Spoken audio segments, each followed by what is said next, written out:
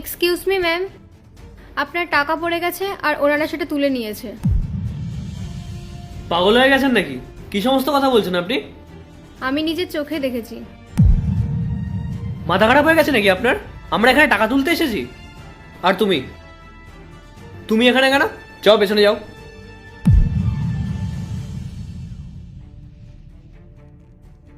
আপনি এখানে এসে দাঁড়ান। Thank you.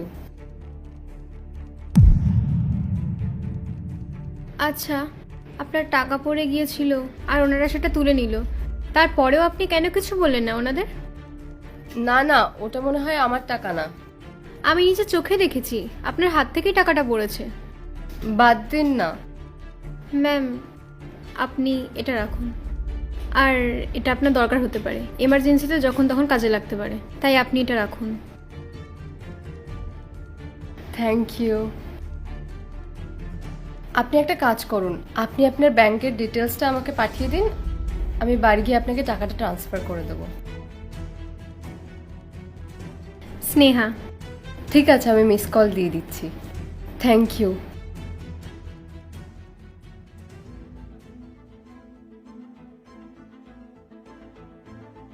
আপনি ঠিক আছেন?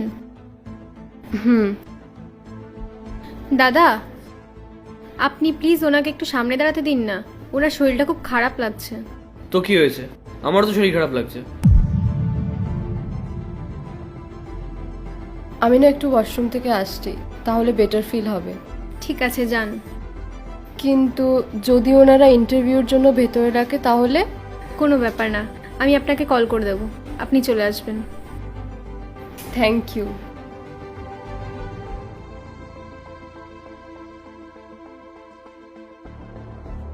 তোমার কি মনে হয় তুমি এই সমস্ত নাটকগুলো করে চাকরিটা পেয়ে যাবে?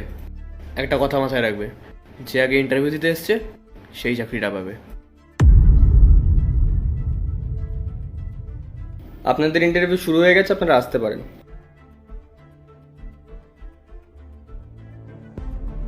স্যার, বলছি একজন ক্যান্ডিডেট ওয়াশরুমে গেছে, তার শরীরটা খুব খারাপ করছে, তাই আমি ওনার জন্য ওয়েট করছি।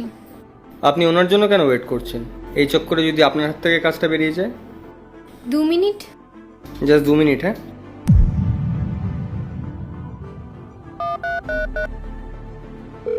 পার্ট 2 দেখতে সাবস্ক্রাইব করুন W Short 07।